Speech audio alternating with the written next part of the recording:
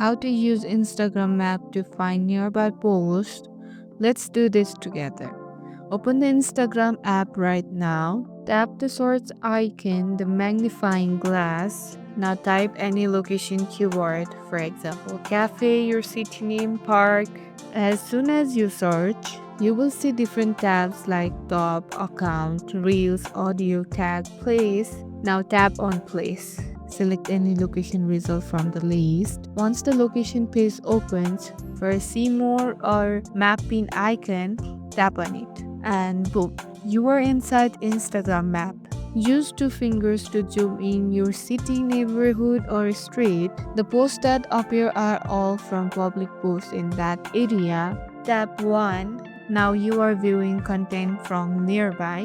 Explore more location.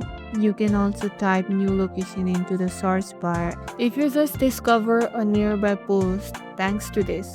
And that's it. If this video helped you, don't forget to like, share, and subscribe to our channel. And see you in the next video. And thank you for watching.